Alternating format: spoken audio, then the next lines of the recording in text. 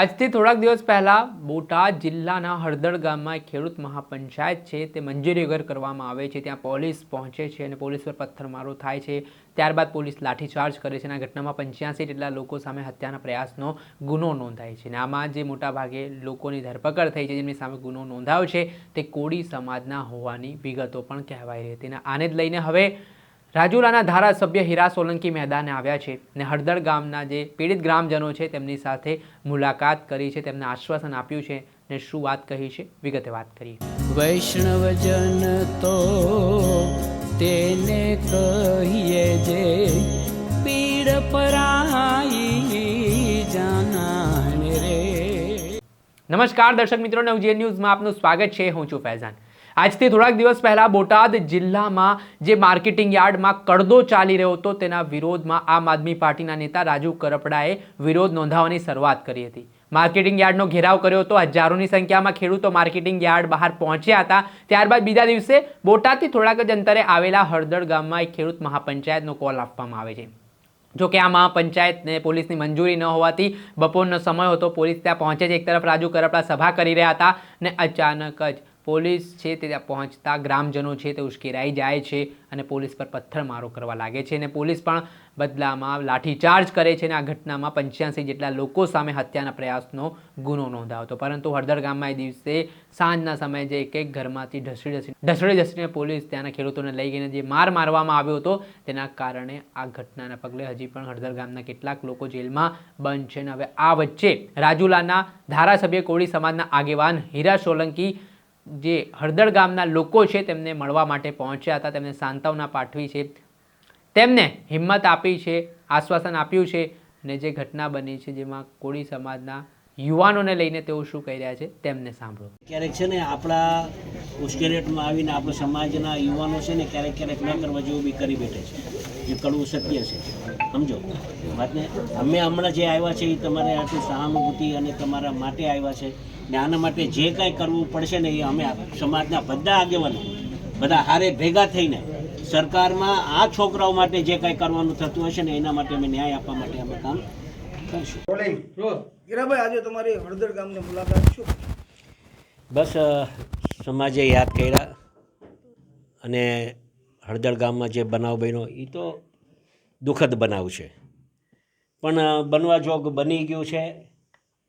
સમાજને જ્યારે એક સમાજના આગેવાન તરીકે અમારી પણ ફરજ બને કે જે વસ્તુ બની છે ત્યાં સ્થળે જઈને રૂબરૂ અમારા સમાજના આગેવાનો સાથે મુલાકાત કરી અને આગેવાનોએ હાકલ કરી કે ભાઈ તમે પણ અહીંયા આવો. મારા સાથે મારો ભત્રીજો પણ દિવેશ પણ સાથે આવ્યા છે. મોટા ભાઈની આજ્ઞા હતી કે હીરાલાલ તમે ને દિવેશ બે જઈ આવો અને એના અનુસંધાને અમે અહીંયા આવ્યા છીએ અને સાંભળીએ છીએ બધાને શું બનાવ, કઈ રીતે બનાવ અને સંપૂર્ણપણે સરકાર પણ આની ચિંતા કરે છે. હું આપના માધ્યમથી હું કહેવા આવ્યો છું કે સરકાર આની ચિંતા કરે છે અને એક સરકારના પ્રતિનિધિ તરીકે હું પણ અહીંયા આવ્યો છું અને બનતી કોશિશ જે કાંઈ ન્યાય અપાવવાની વાત હશે એમાં સંપૂર્ણપણે અમે અમારા કુંવરજીભાઈ બાવળિયા હોય, રાજેશભાઈ ચુડાસમા હોય, નીમુબેન હોય, મોટાભાઈ હોય, અમે સંપૂર્ણ બધાને ભેગા કરી અને જેના પર અન્યાય થયો હશે, જેને લાગતું હશે કે મારું ખોટું નામ આવ્યું છે, તો એવા લોકોને છોડાવવા માટેના અમે પૂરતા. દિવેશભાઈ, હળદળ ગામની તમે કાકા અને ભત્રીજા આજે મુલાકાત લીધી છે, પીડિત લોકોને તમે મુલાકાત લીધી છે, શું કહેશો, કેવું લાગે? આમ તો આના પહેલાંય અમે સામાજિક લેવલે સમાજના બધા આગેવાનો સાથે જે તે સમયે આ બનાવ બન્યો એ દિવસે અમે વાતચીત બધા સાથે કરેલી. આજે બધા આગેવાનોએ સૌએ ભેગા થઈ અને સમાજનું, બોટાદ જિલ્લાનું અને આજુબાજુના તાલુકાના આગેવાનોની ચિંતાથી અમે બધા આજે જ્યારે અહીંયા ભેગા થયા છે ત્યારે મિત્રો, ભારતીય જનતા પાર્ટીની સરકાર છે. મારા પૂજ્ય બાપુજી રાજ્ય કક્ષાના મંત્રી છે વર્ષોથી. હીરાભાઈ સોલંકી છે, એ ધારાસભ્ય છે. અમારા આટલા જ પંથકમાં કહું તો અમારા ઘણા બધા સમાજના ધારાસભ્ય છે.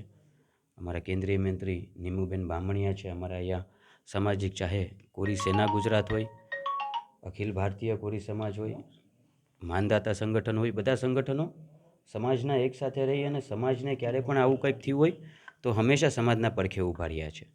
એટલે આ વાતને લઈને પુરુષોત્તમભાઈ સોલંકીની સવારે સૂચના અમને આવી કે તાત્કાલિક સમાજના આગેવાનો કહે છે એટલે ત્યાં પહોંચો, પરિસ્થિતિને ધ્યાનમાં રહી અને સરકારમાં જે કાંઈ પણ રજૂઆત કરવાની આવે, સરકારે હંમેશા કોરી સમાજના નાના મોટા કોઈ પણ વિષયો અને પ્રશ્ન હોય તો સરકારે હંમેશા એની માન્યતા રાખી છે.